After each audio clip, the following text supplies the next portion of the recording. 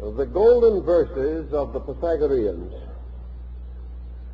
is the title given to a comparatively brief poem, the original authorship being unknown.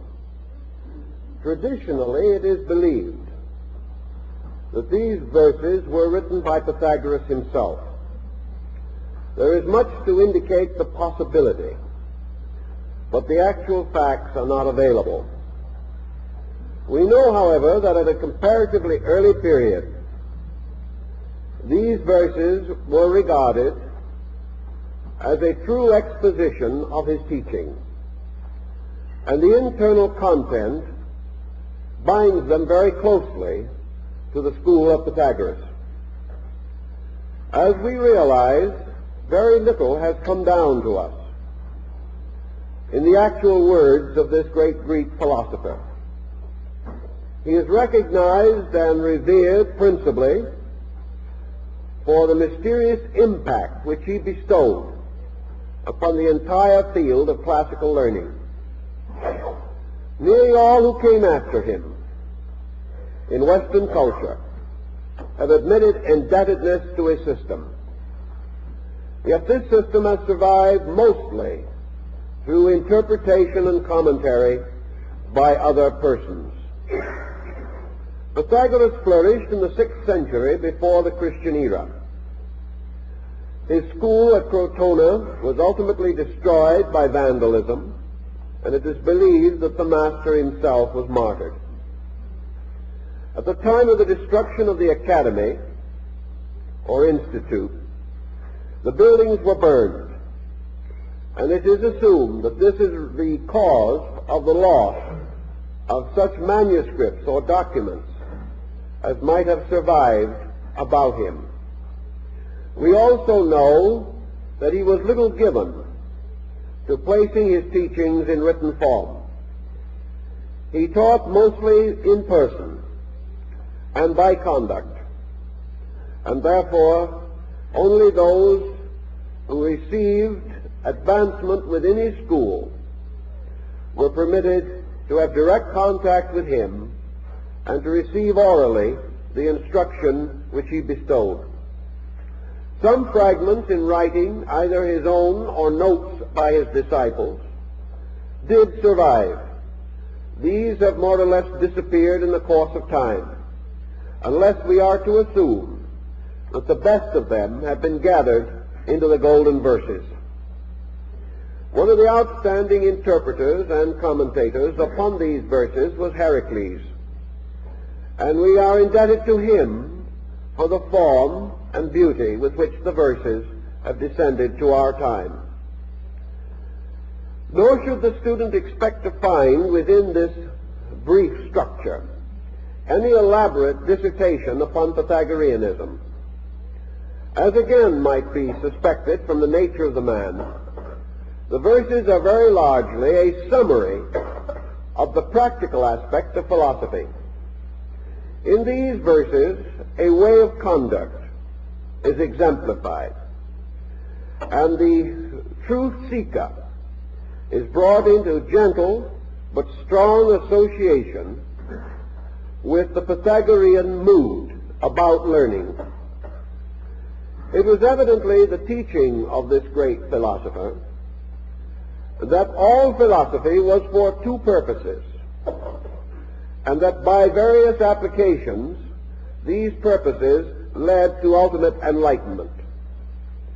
The first end of philosophy was the life of virtue, and the second end of philosophy was the restoration of the state of the soul in its relation to truth.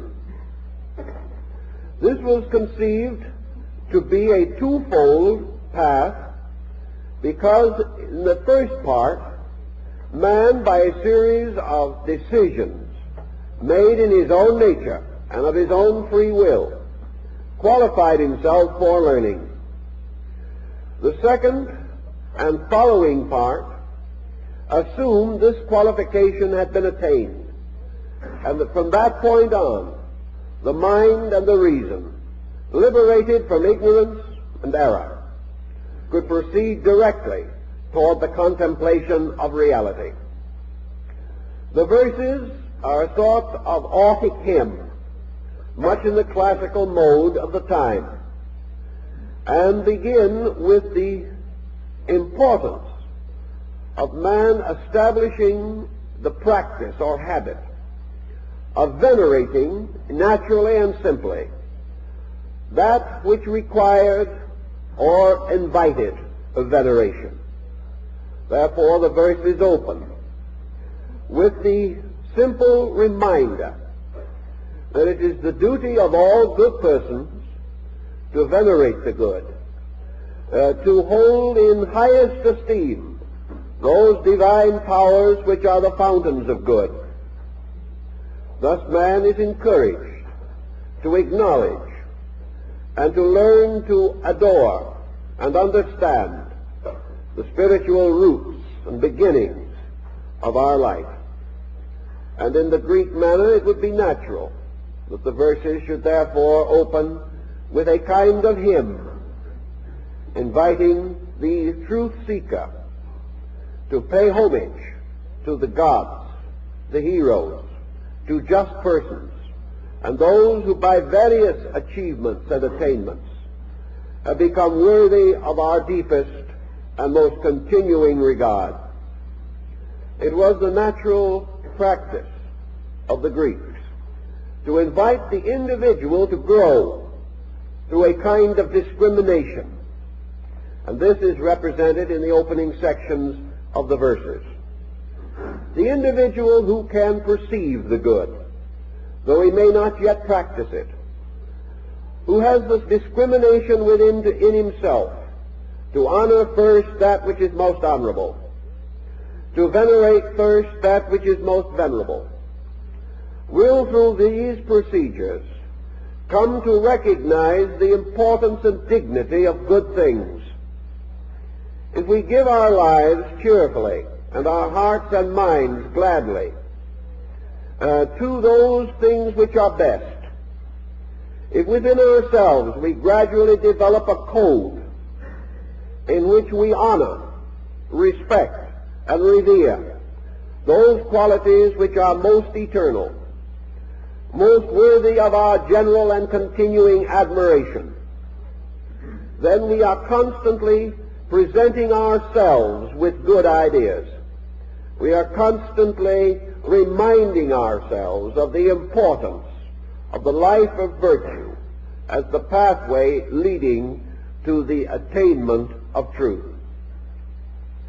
Now, many persons today in our way of life do not feel very much respect or reverence or veneration for anything.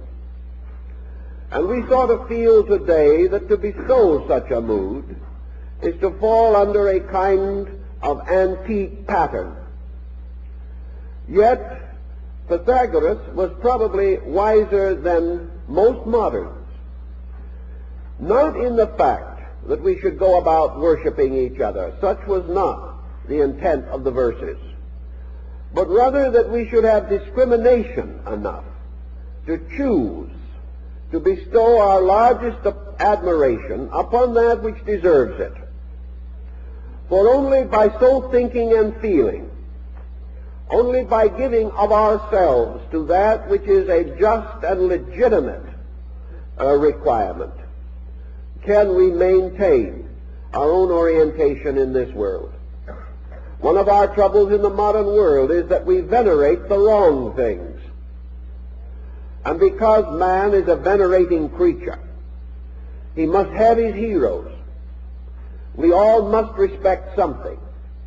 And Pythagoras points out that when we respect that which is superior, we inevitably incline ourselves to become like that superior. Where our heroes are, there our allegiances are also. And that which we really believe to be better, we inevitably and instinctively emulate. If, therefore, we emulate the wrong things, if we choose our heroes from the wrong levels of attainment, then instinctively and clearly we are indicating weaknesses in our own natures. Everywhere, in everything, man should reserve his respect for that which challenges him to greater attainment. The craftsman instinctively respects a superior artisan, one whose knowledge is greater than his own. The average musician respects the greater musical genius. The average physician respects the great physician. All of us are inclined to respect achievement in fields that we understand. And this instinct should lead us ultimately to recognize the need to venerate those great principles in the universe, which are the fullness of all qualities, which today we recognize and practice only in part. If, therefore, in any generation we examine those persons or things most admired and respected, we come into a valuable psychological key to the qualities of that generation, to its instinctive interests and indifferences. If we then are to progress along the way of philosophic enlightenment, we must begin to respect those qualities, those beings, those principles in nature toward which we are striving, and which we must visualize, at least within ourselves, if we are to have the courage and industry to proceed to the attainment. This then becomes a continual, gentle remembrance of great and good things, and our willingness to choose between good, better, and best, always seeking to discover the best, and by so doing to challenge ourselves to be like the best. I think this more or less summarizes the opening thought of the verses. From this opening thought, we then move naturally to the beginnings of philosophy. And these beginnings have to do with the refinement of conduct. All growth begins with a kind of dedication. The individual cannot proceed unless he regards the end to justify the effort. Unless he has purpose, he will never move directly toward it. Unless he has an archetypal conviction, he will not live according to that conviction. Thus we come upon what might be termed the theological overtone of the verses, namely the man gradually experiencing within himself, through learning, through observation, through association, gradually experiencing the fact that there is a better way of life than that which we commonly live, and that this better way of life has rewards and opens doors and brings consolations that the lesser way of life cannot experience. Thus the verses invite the individual to recognize that a superior way of life is man's protection against those conditions which arise from an inferior way of life.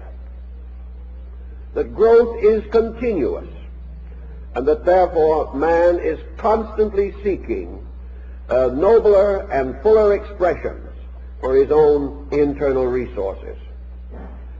Thus the beginning of man's life of discipline is not effective unless this discipline is purposed.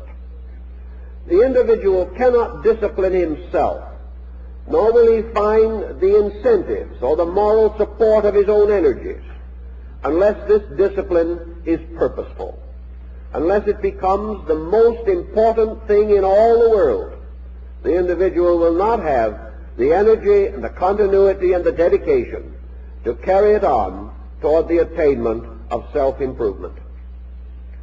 Pythagoras obviously knew in his time, we find records historically bearing upon these matters, that the average person, though he be uncomfortable, miserable, variously dilemmaed, does not in all these negative circumstances have sufficient energy or sufficient inducement to correct his own way of life.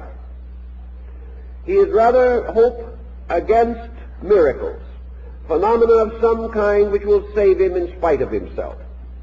He seeks to surround himself with comforts to substitute for the absence of securities. He is forever compromising because his incentives and his inducements are not great enough. Now, the Pythagoreans were well aware that man's inducements must clarify with his growth. The individual in a state of ignorance cannot be certain of those great good things which are the ends of wisdom. Yet discipline comes to him from another source, whether he be certain or not. And this source lies in the religious conviction of his peoples. In those days, of course, what we would term today the agnostic or the atheist were rare. There were not great numbers of persons who were unbelievers, who did not have some faith or substance of belief in themselves. Therefore, the beginning of this discipline was to a degree simple religious virtue.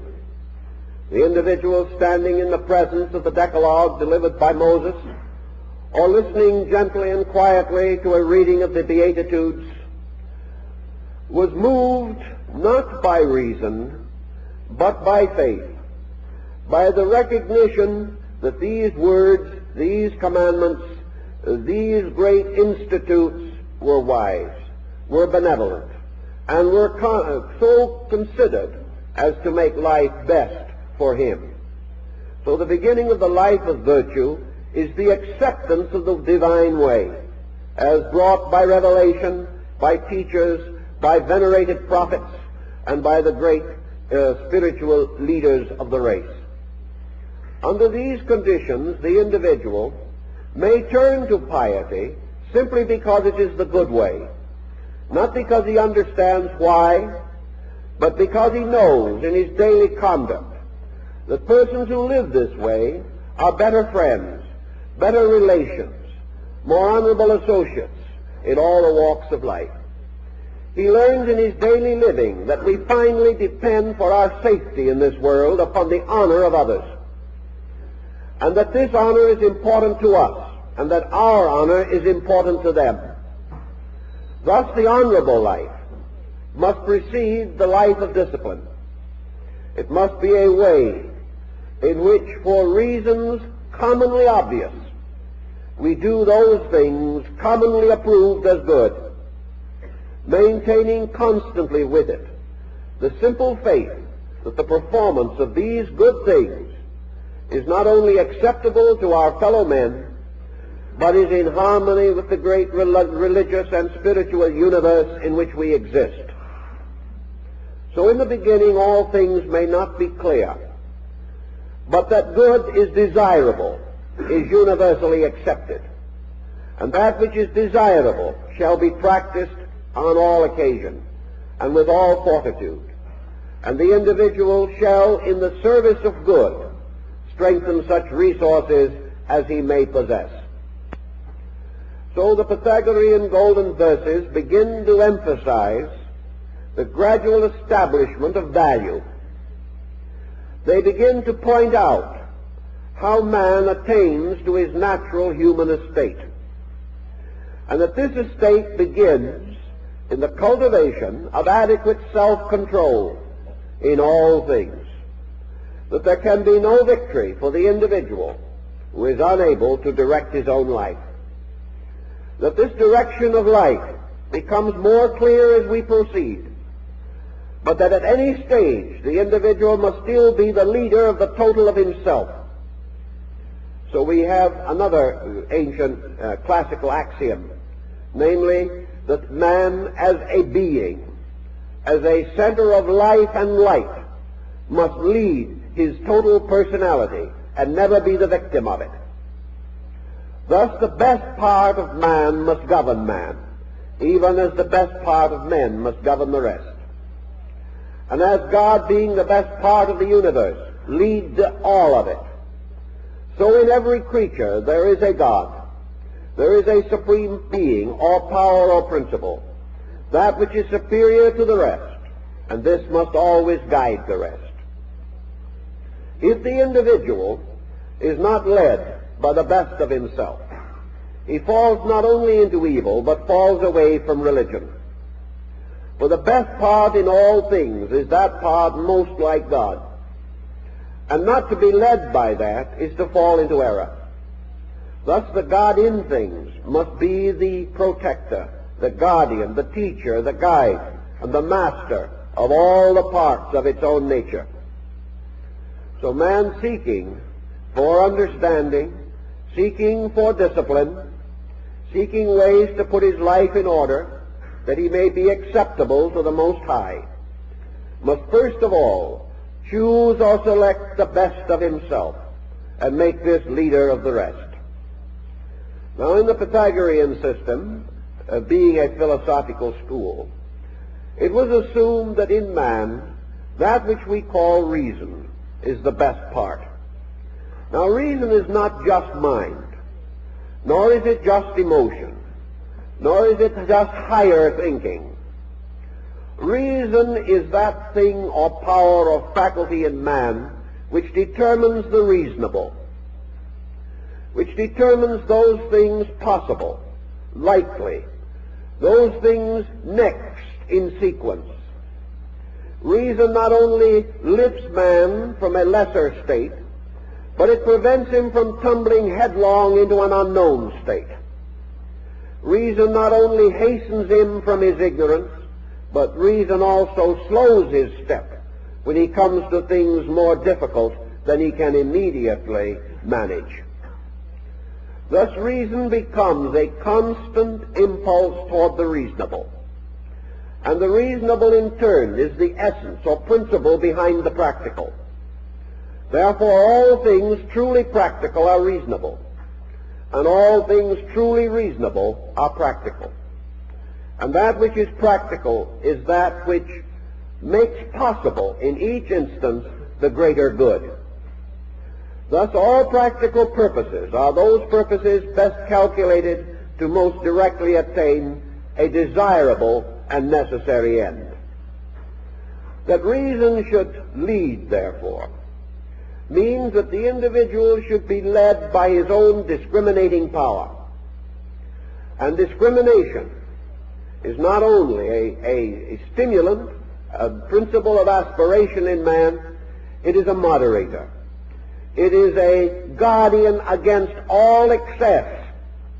And Pythagoras was one of the first to point out that aspiration not controlled by moderation can itself be an excess, and that there are many virtues which, if over-practiced, become vices, and nearly all virtues separated from the total pattern of the way of virtue, isolated and broken off from the parent stem, will themselves lead to confusion and discord. So the reasonable must in all other things be the governor, most suitable to be venerated, most worthy of our admiration. And by the reasonable, the Pythagoreans pointed out that in man these reasonable powers are like the divine powers of the universe. They are not only the guides, but of themselves and in themselves. They are the sources of the reasonable world, a world of things essentially good, until through ignorance and through man's own lack of discipline they are brought into inharmonious proportions and relations. Thus man is to be guided and led by the reasonable, by the cultivation of his own faculties and powers, so that he may become a reasoning being. Now reasoning also points out that in life nothing must be done without a reason, and nothing for which there is a reason may be left undone. So the Pythagoreans were very strict on this point, that the moment it becomes obvious that we have a need, that need must be met. And it must be met in a manner that is in accordance with the laws governing right action. And in everything, a problem always implies that man has not yet focused his own reason and his resource upon some circumstance of life. man can never be problemed by that which is less than himself, but he is always in the presence of problem when he deals with that which is in excess of himself. Therefore he must grow, and solution is always the enlargement of himself, so that he becomes greater than the problem that confronts him.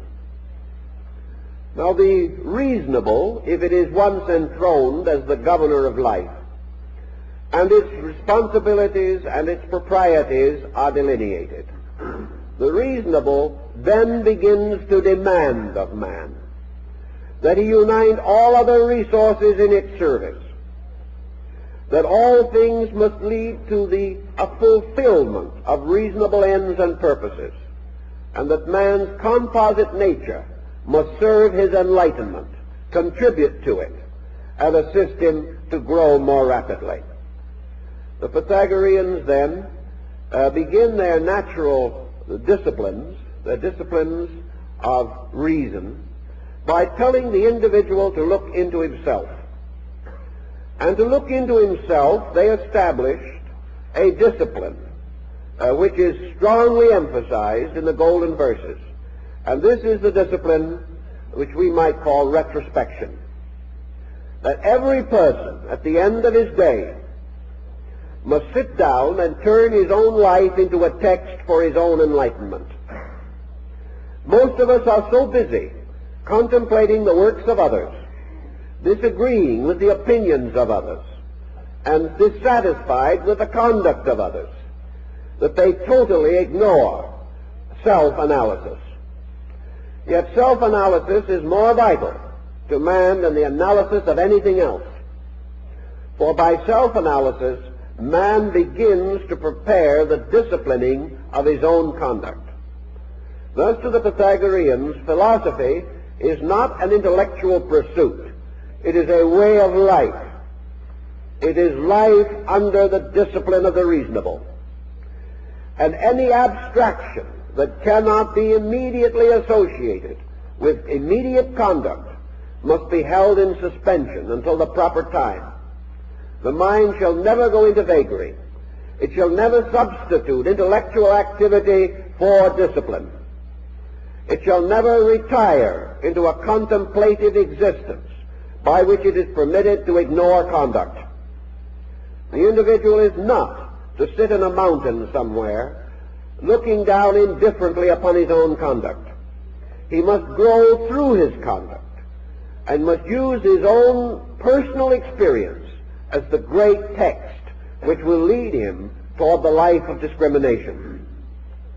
If he becomes sincere in this, if he is honest, he will then be able to look back not only upon the preceding day, but perhaps upon preceding years, and begin to benefit by the things that he has along the way rejected. Man is forever rejecting truth. The moment this truth appears uncomfortable, the moment it differs from his own personal pleasure, will, design, or opinion, he promptly forgets it or ignores it. But out of his retrospection, he may restore it again as a guide and lead to conduct. In going back through the day, the verses tell us that it is the duty of each individual to perceive through contemplation those procedures which he has practiced and the results which they have attained. He should search for those things which he has done well and observe the useful consequences. He should perceive those things which he has not done well and notice how they brought misery or misfortune upon himself and others. He must search out also the good things which he has not done, which had he performed them would have gained advantage to his world or to himself. Also the things which were bad which he has performed, and should gradually use his own life as a textbook. He may always say to himself in the Pythagorean mood, if I am not happy, if I am not adjusted, if I am not constructively dedicated, then there is something wrong with me. Now, Pythagoras makes this tremendous point, that it is utterly worthless for an individual to be miserable and at the same time say that he is right. He cannot. He may be right in a sense, but that sense is not great enough. He may have been true to the wrong things. His insight may not have been great enough to lift him above the level of problem. But the individual who cannot solve his problem in some reasonable way is not, as yet, capable of regarding himself as above error. He is imperfect, or his works are perfect. And that which is essentially true will never result in that which is essentially untrue. Always then, the individual's discrimination must be strengthened through the observation and reflection upon the consequences of immediate conduct. Man may also gain from this a certain reference frame. And having considered these matters in relation to his own nature, he may reconsider them in the nature of tradition and of example and of experiences with others around him, or out of the memory of his religions, philosophies, arts, and sciences. He will then observe that though they may be persecuted in their own time and regarded as offenders in their day, those whom the world best loves and most remembers are those who were true to the great discipline of ethics. That those who have practiced certain virtues have gained certain everlastingness as a reward. So the person, thinking in terms of self-improvement, can see not only a personal advantage but a universal advantage. He can perceive the justification, and he can also perceive that the attainment is possible, for others have attained it, and by attaining have become the universal benefactors of mankind. The verses then stress this important practical self-analysis, that the person should use his own life as a constant and immediate text, and by so doing, and using every available amount of reason that he possesses, he must begin to invoke the central part of life. For example, if an individual is utterly confused, and there is no center of integration within him, then obviously the divine part of his own nature is submerged. For deity cannot be confused. Truth and reason cannot be confused. And if man, looking upon a stormy sea within his own psychic life, sees within himself no strength, no hope, no verisimilitude, then that individual has failed, or is failing, to call upon those resources most available to him. He must then gradually restore the dignity of superiors within his own nature. He must do so because he must have leadership. The failure of central leadership means confusion and chaos, and no individual can do well in a chaos. Thus he must elevate some principle within himself, and this principle, by whatever name he calls it, is still the personification of the divine attribute. Some individuals in this emergency seek to draw into integration the concept of God, hoping in this to find an inward strength against outward stress. Others may seek to build character or conduct.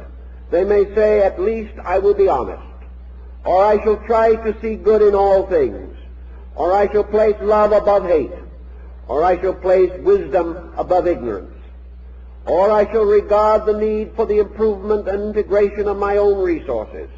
I will put learning above lack of learning. I will put knowledge above lack of knowledge. I will put order above chaos. Whatever we do, whatever decision we make, we must elect from our parts a leader, and that leader must guide us. And that leader must be some phase, value, or quality of good, something strong enough to inspire us to go on. The moment we establish this leadership, many of our troubles cease. Most of our chaos and confusion is overcome. The golden verses state it rather modestly. They say that the individual who has this true internal leadership suffers from a minimum of ills. Whereas others have many disasters, this leadership gradually reduces disaster. We may not immediately dispel all of it, but that part which we cannot dispel, we are now enabled to meet and carry with natural dignity. So for man in his various intermediate stages between ignorance and wisdom, we depend upon the leadership of the best in ourselves, and we depend upon reason bestowing patience, bestowing understanding, and making all things a little more useful, so that we are often able to recognize the wisdom and goodness in those circumstances which previously disturbed us. Little by little, through these disciplines, then, we begin the integration of a useful and constructive life. Now, the Pythagoreans imposed the discipline of reason upon the immediacy of conduct in this way. They said that man naturally is responsive to impulse, and that in a moment of emergency, the impulse comes first and the reason comes later. Therefore, it is up to man to remove emergency as far as conceivably possible from his entire pattern of life. Emergency is not as stupendous, tremendous, or inevitable as we think. That which most frequently and easily corrects or prevents emergency is moderation. Nearly all emergency arises from an immoderate situation. Emergency, for instance, arises when we have delayed too long in the use of judgment. Emergency arises when we come into the presence of the unexpected, when in sober truth we should have expected long before. Emergency comes with the impact of a sudden incident, yet there are very few sudden incidents in life. Thus, emergencies may be reduced. There are some which we probably cannot immediately cope with.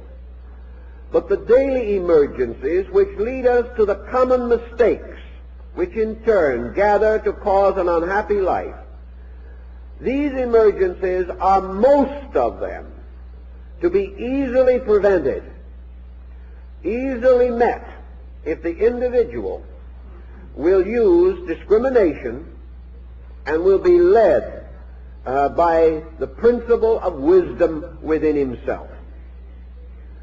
Thus, our life to escape emergency must be, says the verses, the life of moderation. Moderation, for instance, in itself cuts away from us much discord. Moderation in all things will not only assist us to rule our affairs more adequately, but will liberate much of our time from the burden of critical situations. Moderation also prevents those excesses of temperament by which we push matters too rapidly, or also will prevent us from permitting emotion to dominate conduct in a critical situation. Moderation is the reduction of excess. It is the reduction of ambition to reasonable bounds, itself something that will protect health, happiness, and help to strengthen the relations of life. I was talking to a family not long ago in which the family is bankrupt simply because the man of the family is inordinately ambitious. He is so ambitious to attain certain things that he is neglecting life itself for these things. And in all probability, if he continues his present course, he is heading into a nervous breakdown, or he is heading into a heart difficulty. And this ambitious man, who has had no time to live as a father, a husband, and a friend, will probably drop dead in his 50s without ever having achieved the natural good things which life could bestow. Naturally, his attitudes are warped by the lack of social adjustments, and he is a poor person because his ambitions have never been moderated by other values.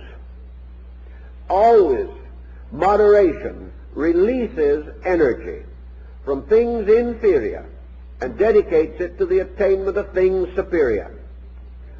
Moderation in living reduces the jealousies and envies of our associates.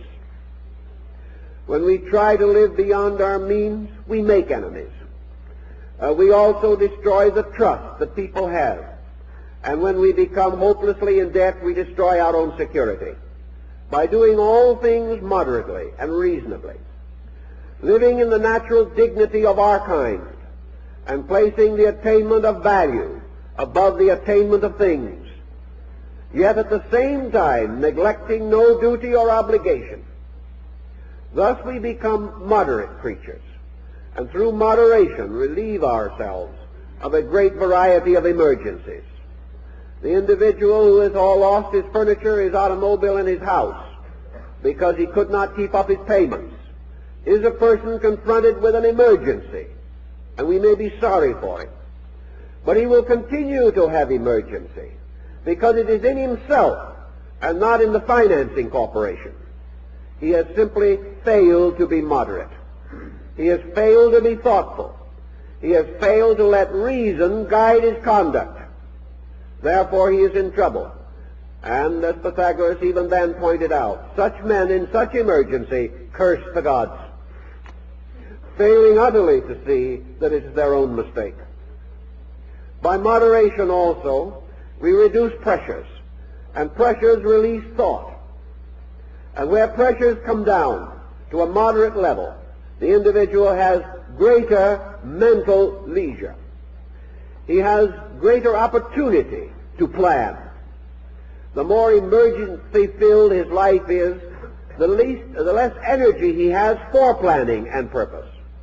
And ultimately, he becomes totally absorbed in his desperate effort to adjust to the moment. He lives for the moment and dies in one of those moments. Thus, the disciplines of Pythagoras begin with a very practical situation, namely this placing of a good shepherd, a leader of souls, inside of each person. This shepherd that is kindly to the wayward sheep, and even kindly to the black sheep, the one faculty in us which does not like to get better. And we continue to wander, but the good shepherd and his kindly dog, which is philosophy, for philosophy is the dog of wisdom, helps to bring back the sheep again and keeps them in the sheepfold, which is the right way and the right place and is security. Consequently, in all these things, man must become his own good shepherd, watching the flock of his emotions and desires, and making certain that the stray sheep does not fall victim to the wolf of avarice. If he is careful, thoughtful, and loving in these pursuits, he is already tempering himself, beginning to have the possibility of internal experience. For actually, when we put our outer life in order, we free our inner life. We give it an opportunity to do those things and be that thing which is right. Now, as we begin to overcome these weaknesses, we clarify the values in terms of internal. We discover that the ways of the internal are more beneficial, more pleasant, more useful than the ways of the external. We realize that every part of ourselves, and in the golden verses some emphasis is placed upon the body, that it is proper that man should regard the body as the instrument of his purpose, that he should be kind to it, guard it, take care of it, and preserve it by his own reason from any excess that will injure it. But if his own reason and his own emotions themselves are addicted to excess, then he works a terrible hardship on his body, bringing it down to ruin and bringing with it the ruin of his inner life. Thus the importance that man's leadership shall be complete, but always benevolent. He must then, according to the golden verses, realize always that to the degree he grows, he becomes a paternal or maternal being. Growth is always in the direction of parenthood. Growth is never in the direction of autocracy. Now, many persons imply that parenthood is an autocracy, and that is one of the tragedies that has burdened homes for thousands of years. The belief that the parent is by divine right the master and proprietor of his family. This is not true. The parent by divine right is the good shepherd of his family, always. He is the one to whom that family has a right to turn for protection and for understanding. The obedience given to the parent is given not to a person, but to the principles for which that parent may stand. And Socrates probably paid with his life for telling his disciple that a wise son should instruct his father, and that the mere physical relationship of father to son does not permit the father who is ignorant to dominate the son who is wiser. But it is the natural desire of parenthood to lead constructively and benevolently. But parenthood is not limited to physical things, but it is an attitude, it is a concept. The moment an individual knows more, he is more patient. The person who knows more is best able to estimate the circumstances behind the weakness of others. And these circumstances, if understood, cannot lead to condemnation. We may advise, we may try to help, but it speaks very clearly in the golden verses that the wiser person, the adjusted person, the discriminating person, is not presumed to lock himself in endless conflict with others, nor is he to judge them, nor is he to condemn them. He is to understand them. And this is the blessed privilege, for as much as the parent is indulgent with the small child, knowing that that child must pass through certain experiences, so the wise scholar is indulgent with those less informed than himself, realizing that they are children, or less mature than himself, and therefore in need of his love and affection and his intelligent guidance, not in need of heartlessness, criticism, condemnation, or rebuke alone.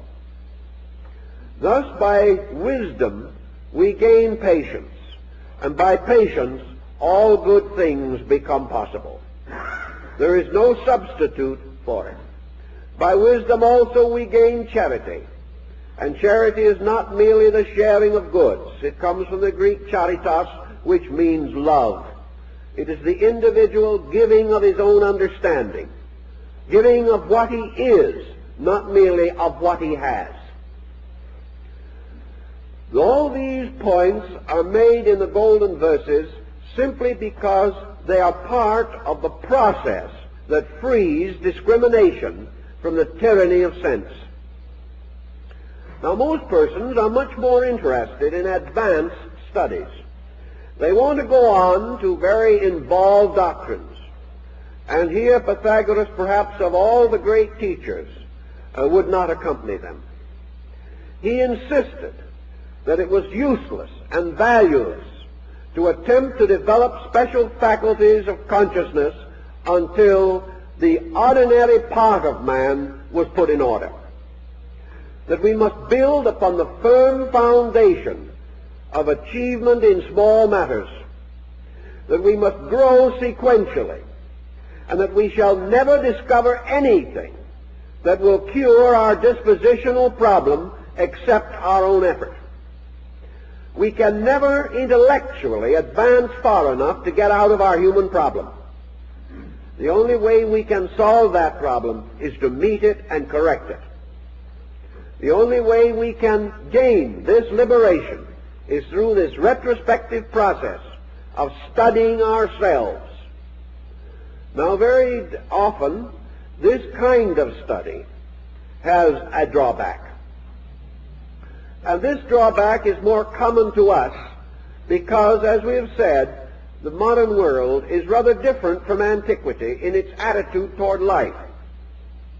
The Pythagorean disciplines belong to a way of life in which man had certain definite values which are more or less absent in our contemporary pattern. Pythagoras lived in a world of people who were essentially simple people. He lived in a world in which man's religion was a very simple and naturalistic ritual. In those days, there was not much fear in religion, nor was there the pressure of confusion, of sect and belief, which we know today. The Greek and Italian states had their native religion. Most persons followed it. Some attempted to interpret it, but a common faith held all men together. Also, there was a great and definite tendency to admire the philosophic life. Religion and philosophy led the public mind. Those who attained in these fields were regarded as the outstanding citizens. Thus the drift or trend was toward these matters, whereas today the drift and trend is not toward these matters. And the individual does not have the common strength of a natural, simple faith which was founded in the belief in good, and that things which were natural, fine, orderly, sequential, and kindly were good. Not having this common strength today, not having this simple foundation upon which to build, we have more confusion in our ways than perturbed the ancient. At the same time, we have greater opportunity, for the greater the problem, the greater the victory. One of the primary virtues is not to be exploited, but it is to attain this end by reason, by judgment, by integrity. I believe there was a comedian here, W.C. Fields, some years ago, who pointed out that you cannot cheat an honest man. And it is very difficult, because the honest man does not expect to bargain. And nearly all trouble begins when we try to get something for nothing. From that moment on, we are ready to be exploited, because our own attitude is actually an open invitation to the dishonesty of others. And we will ultimately find someone who will take advantage of us. If, on the other hand, we expect nothing we do not earn, we have discrimination in matters of quality, we have foresight not to permit ourselves to become involved in situations we cannot control, and little by little we have ordered our own lives, we are going to be very, very hard to cheat. The individual who, forgetting himself, bestows his total life upon others is likely to be a greater burden than a help. And the person, knowing not what to do, helping others to do it, only compounds the confusion. The blind lead the blind, and all fall into the ditch together. Therefore, the first duty of a leader is to make sure that his own eyes are open. And in order to have them open, whether it be in the simple leadership of home and family, or in the greater leadership of nation or race, the leader must have internal resources greater than his followers, or he is not justified in leading them. And these resources must be good. They must be resources founded in virtue, guided by wisdom, moderated by reason and judgment, and given constant vitalization by the impulses of virtue and truth. When these things are present, then good results, and the individual finds his growth and his natural way of life constantly enriching. Thus the Pythagoras pointed out again that the Pythagorean way of life was not for everyone at any given moment. He could not cause the individual to come into those emergencies of life by which decision is necessary. He could only point out that once the individual has determined to improve himself, it can be accomplished. If, therefore, the individual, coming in his own due time to that maturity of insight which makes him realize that improvement is necessary to survival, only that individual is ready for the philosophic life. And having made this dedication, he can then proceed as far as his own integrity will sustain him. And he will go as far as his insight will sustain his determination to succeed. This was called the philosophic few, that group that had reached the point where it had suddenly realized that its trouble was due to itself. The world was undivided into two parts. The larger part, being composed of persons who blame others. They are the unphilosophic material. Then there is the smaller group that recognizes self-responsibility for the consequences of conduct. This is the smaller group, ready for greater insight. And those who had this insight could be led along the road of wisdom and could make that journey which leads finally back to our eternal home. The rewards of discipline, then, are the gradual integrations of the factors of living, so that at last we can sit down quietly and say to ourselves with full meaningfulness that we live in a good world, that we are surrounded by people who are essentially good, whose conduct that has long offended us is the result of the same circumstances that impelled our conduct which so long offended them, that we are all moved by the same non-tranquilities, and that by patience and growth we have grown, and that by patience and growth they will grow. We are there to help them, but only to help them to help themselves, for no man can grow for another, and no man can save another. But by example, we can invite others to the contemplative way of life. Having gradually reached this integration in ourselves, we come to the end of conflict. We are no longer bowed down by the opinions of others. We no longer cater to their weaknesses. We no longer subscribe to their superstitions. Rather, we live quietly, respecting all things, and serving mostly and with all our contrition of spirit that which is essentially true. Thus we come to what might be termed the fulfillment of the cathartic discipline of purification. We have removed impurity from ourselves. For all negative emotions, all negative thoughts are impurities.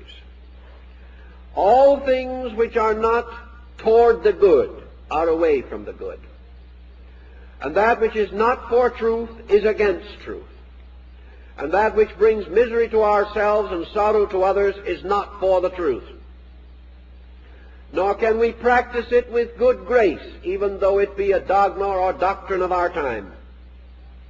We must be superior to these things, for we find that dogmas and doctrines are man-made formulations around ideas essentially superior to these doctrines.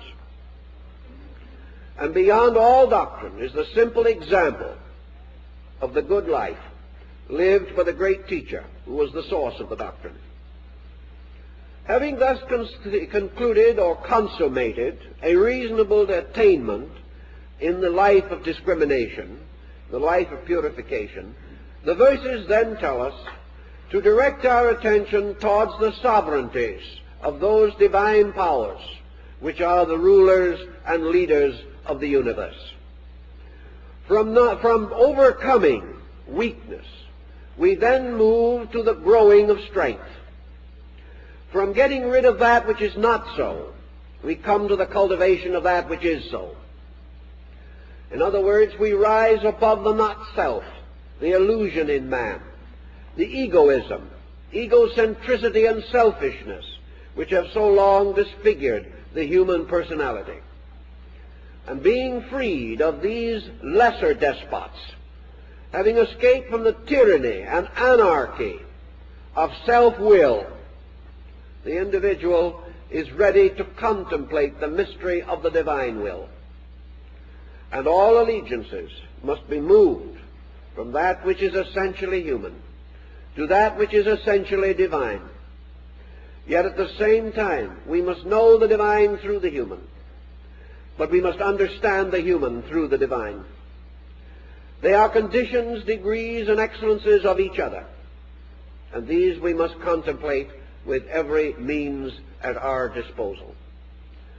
The being, the self in man, freed from slavery or involvement in the hopeless confusion and complex of externalized existence, naturally turns its face like the sunflower to the source of its own light. It naturally and instinctively rejoices in good and moves toward the experience of identity with good. As this goes along in its reasonable and proper manner, the human being finds moving from within himself the tremendous flowing of the divine will. He recognizes that to the degree that he is receptive, the divine becomes an immanent thing, filling all of his parts and members, and causing him to become more and more like the source of good. And thus the individual, through the rise of his contemplative disciplines, moves into the true state of religion.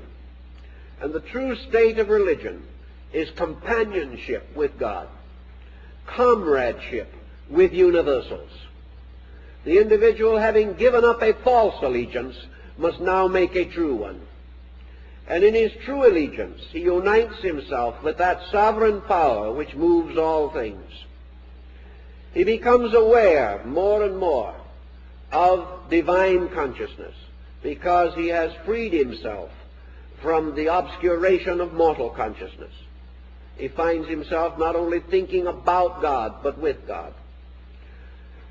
Not only experiencing the fact of the divine as a wonderful rationalized knowing, but also emotionally reacting to it, until finally it becomes the total being of himself. Thus the attainment of the better life leads toward this mystical experience, this illumination, this final identification, which is the sovereignty of truth in the life of the person. Only after the disciplines, therefore, does man gain the power for the unconditioned veneration of the ultimate good. To venerate, we must to a degree understand. We cannot truly venerate that which is incomprehensible. Therefore, to recognize universal good, we must have some of goodness in ourselves. If we would recognize universal truth, we must have some of truthfulness in ourselves. Finding in the infinite the fulfillment and fullness of all virtues which we practice in part. But in time that which is in part shall pass away, and we shall know all things in fullness and in truth. So the Pythagorean verses go on to indicate the future state of these beings which have emancipated themselves. And of course, following the old Greek and also the Egyptian method, the philosophy ties into the mystery of death, because death now becomes symbolical. Every time we forget the old, we die and are born into the new. The individual who gives up a grudge dies to be born a better person. For always death is the giving up of the old, and birth is the attainment of the new.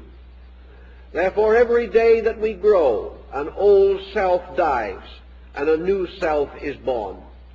Bondage lies in continuing in the same self, without freedom. If we never outgrow what we have been, we are bound to it forever. And this is inconceivable and impossible. Therefore, we are forever being reborn. And we are forever dying out of a lessness. And with every new experience, which is like the addition of a molecule or an electron to a formula, a totally new being comes into existence. Therefore, St. Paul says, I die daily. And out of this constant death of the old and the rebirth of the new, man is moving forward in consciousness. Every disillusionment, discouragement, despair, criticism, and condemnation is another death. Every discovery of good is a new birth. Every hope that springs within us is a new birth in time. A birth of a new being dedicated to new purposes and new principles. There is an old self in each of us that must perish, and a new self in each of us that must be liberated into manifestation. And this new self is a messianic self, a self which has within it the healing of all the old problems that burdened us. Every time we become bigger than a problem, we are reborn, because we have attained freedom. We are in slavery to ignorance, but we are free men in the light of truth and of wisdom and of understanding. So in the death situation, or symbolism, comes the idea that through the death of the old, through the death of the lower being, man is liberated into the higher regions of true being.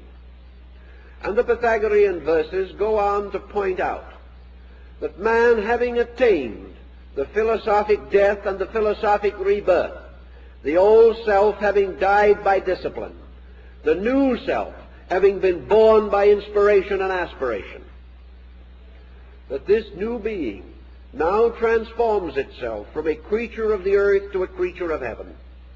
It is like this fable of Cupid and Psyche. It is like the butterfly symbol which the Greeks used for the soul. The mortal being, a caterpillar crawling upon the earth, then entering discipline or into a state of internal integration by building the cocoon, and finally bursting forth as a winged creature, flying into the light. These are the states of man's soul, and it is the purpose of the golden verses to bring man to this radiant power of flight, to give him the wings of intuition and reason, that he may ascend out of the darkness of the underworld straight to the light of truth. And these are not the wings of false learning fastened on by wax, which will melt off when we get too near the sun. These are our natural wings, hidden within ourselves, not put upon us from without. And these natural wings will sustain us, for we contain within our own nature this power of flight, this power of motion directly to the source of things. And it is so moved toward the source that man attains the end of the Pythagorean life. So the golden verses declare that at the end of man's search for reality, he shall himself truly become as the gods, knowing good and evil. He shall attain to communion with the eternal powers at the root of life. He shall join with them and serve with them. He shall be their instrument, and they shall live through him. And through his own growth, man keeps the faith with the gods and releases them. For a God is born every time the God in man is born. And all good things coming into birth through man bear witness to the eternal will of the everlasting good. Man, becoming a servant of good, becomes one with the gods. And having attained this, according to the Pythagorean verses, he enters into a state of felicity. He then comes no longer into the sorrow and darkness of the unknown, but he goes forth serving good as gloriously and as fully as he has previously served ignorance. Now, if we look upon man at his present state and see how he wanders on year after year, generation after generation, age after age, performing these same mistaken things which have mutilated and distorted history since the beginning, we find that man has an almost inconceivable capacity to continue, to do things as they have been done, to continue the processes which have become natural and familiar to him. If, therefore, this man becomes enlightened, if he truly becomes one with the divine power, he may then subsist continuously in this, finding a way of life as glorious, as happy, and as extensive as his more miserable existence is today. He will find then that all institutions which are necessary for his good will flourish, that his life and his world will be enriched, that peace will come to him, that the great enemies, sin and death, will disappear. If not literally, their power over him will vanish. For it is not death, but the fear of death that slaves men to mortality. All things not good vanish away in the light of good.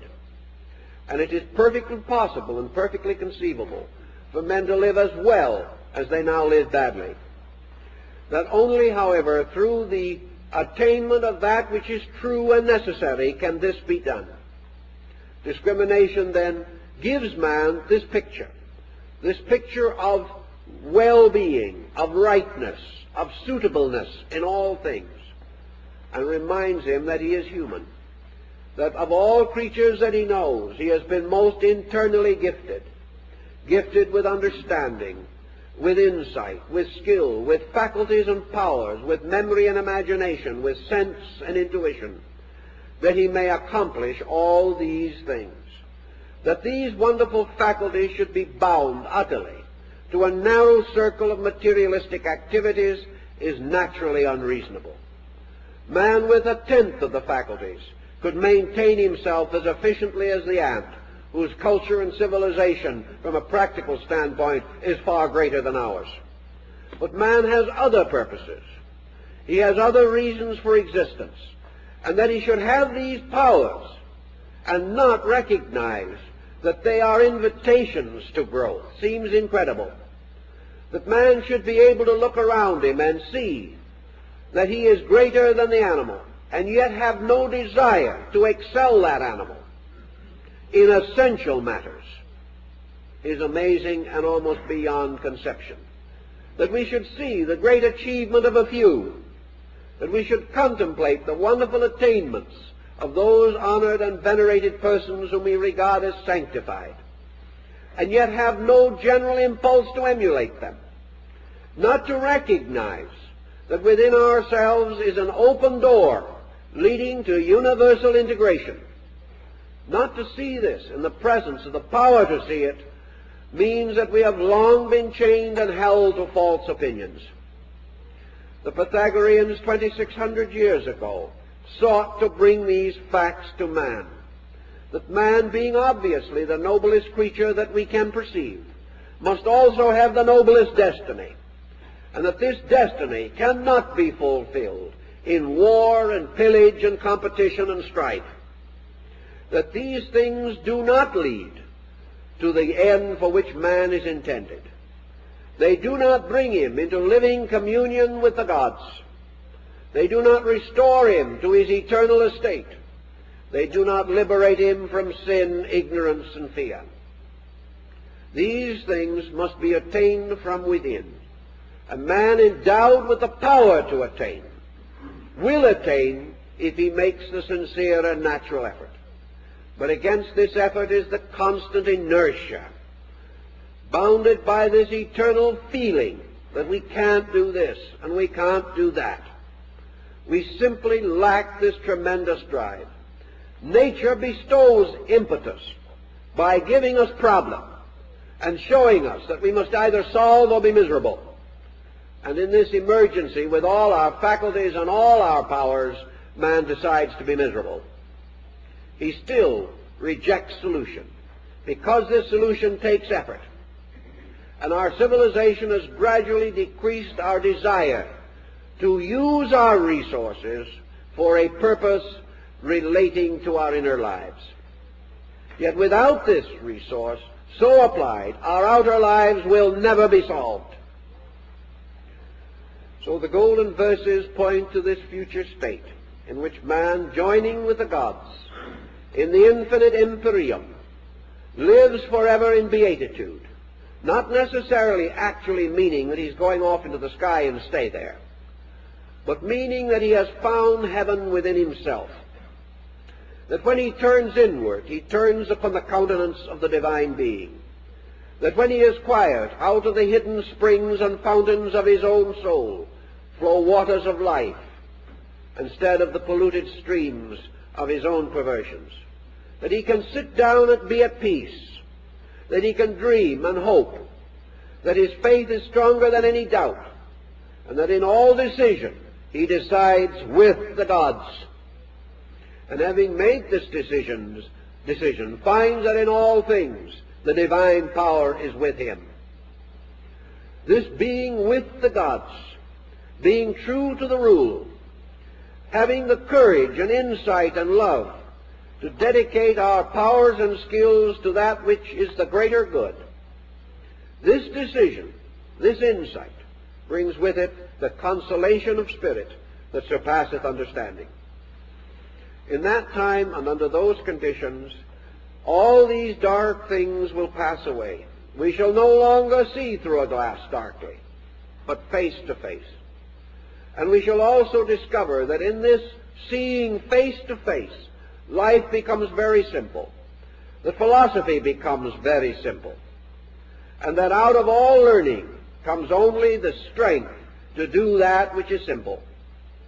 To do those things which are true, and then to live quietly in the constant light of the presence of truth. To make this attainment is our natural end and our natural birthright. And into the golden verses, therefore, have been incorporated what seems to me to be the essence, the substance of the noblest thoughts of man. No great religion can deny these truths. It may attempt to develop them or specialize them, but still the principle remains that man, through the reformation and rededication of his life, through the offering of himself totally and without reservation to the service of truth and upon the altar of good, by these dedications and these consecrations, man justifies the good life, justifies the presence of the gods, and that which he earns he shall have, and that which he serves shall come to him, and that which is his duty shall be shown to him, and he shall dwell in peace with the gods through all eternity. And he shall have, as the ancient said, his birthright in everlastingness. Time's up.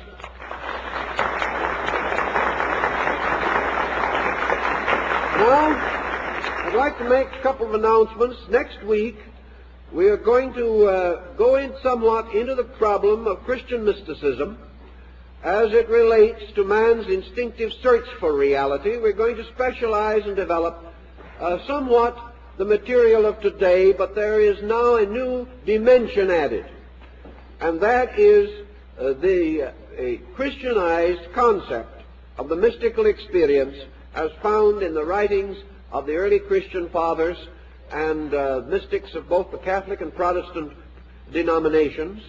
And the subject will be the dark night of the soul, taken from the title of a mystical book. But I think you will find it a rather worthwhile and stimulating line of thought. Now, on Wednesday evening, we're beginning a series of courses at headquarters. I'm taking a series on astrotheology.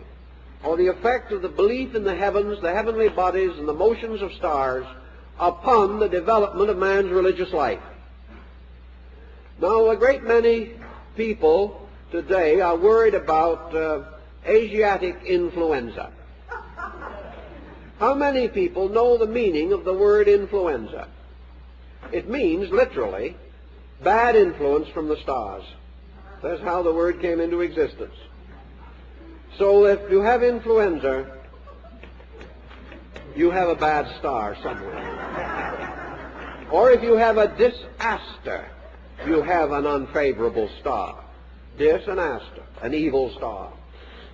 So these terms, which even in our language have come to us, may remind us that philosophy is deeply involved in these problems.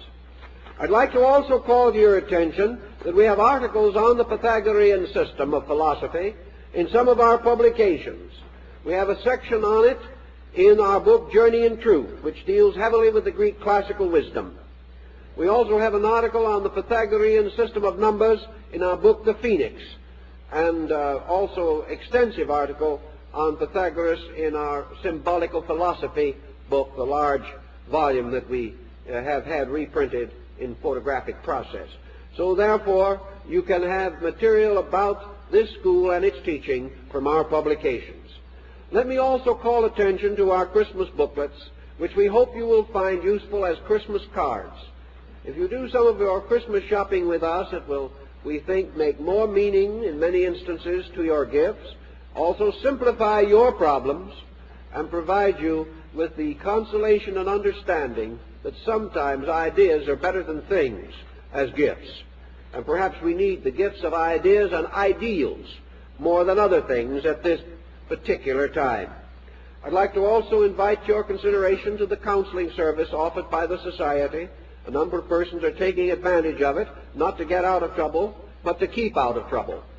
And if anyone has any interest in that subject, there is a leaflet on the table explaining this service. If you are not on our mailing list, we'd be happy to have your names and addresses, and we hope you will visit our book table. We thank you for being with us and hope to see you next week.